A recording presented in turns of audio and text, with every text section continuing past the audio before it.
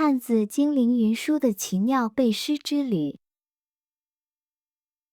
田小明坐在书桌前看课本，扭来扭去，啃着铅笔头，橡皮屑被蹭得满桌都是，连旁边的恐龙玩具身上都沾了不少。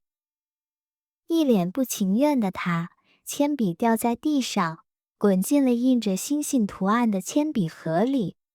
妈妈说了，得背完诗才能吃草莓，可他脑子里的汉字像毛线团，怎么也理不清。就在田小明烦恼时，铅笔盒突然剧烈晃动起来，自己弹开，一道光芒似的小明赶紧闭上了眼睛。等他再睁开眼，一支荧光毛笔飘了出来，汉字精灵云舒从光带中缓缓走出。小明，你是不是又需要我来讲解汉字呀？小明这会儿能见到云舒可高兴了。云舒在作业本上用毛笔一点一字，那一字立马变成了印着我是数字1号的棒棒糖。田小明伸手想去拿，云舒笑着拦住他。接着，云舒讲解2字像叠饼干，还把2变成2块叠着的蛋糕，再加1块蛋糕，变成了3。云舒又挥笔将3字变成3层草莓蛋糕，田小明兴奋地跳起来。云舒继续用毛笔在空气中画4字，空中立刻出现一个透明的窗户模型，和4字相互对应。他说，像你家窗户，古人用它表示四方的东西。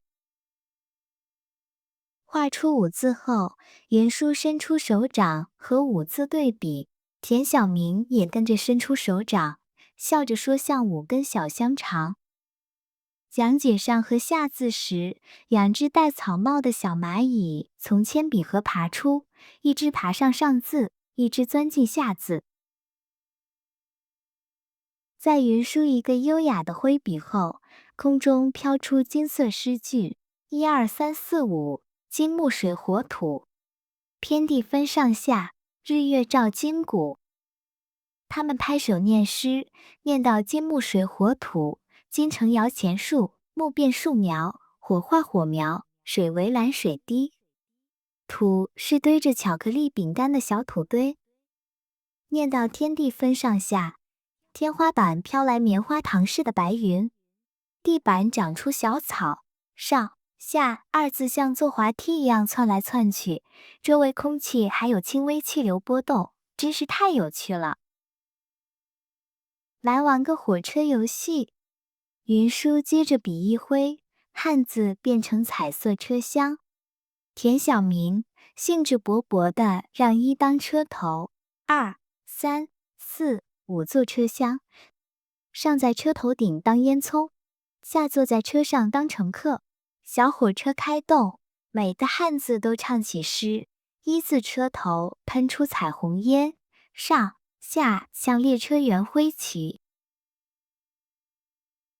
在他们学得非常兴奋的时候，门外传来脚步声。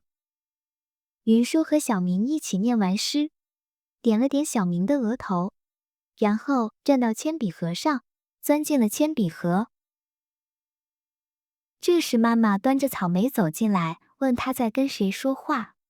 小明举起课本，得意地展示自己会背诗了，从头念到尾，清晰又流利。妈妈笑着摸他的头，问是谁教的。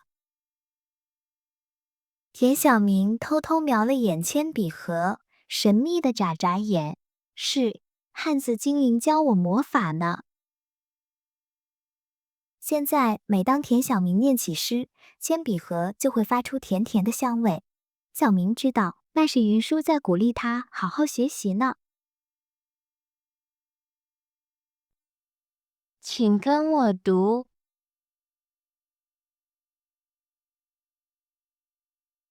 one 一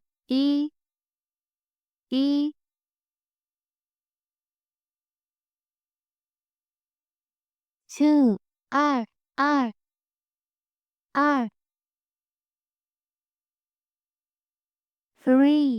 思安三三三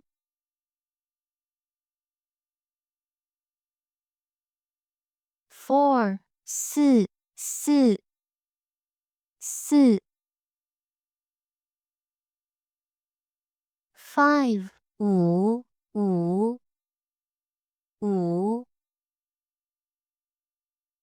metal 基因金金金 wood 摸物木木 water 湿为水水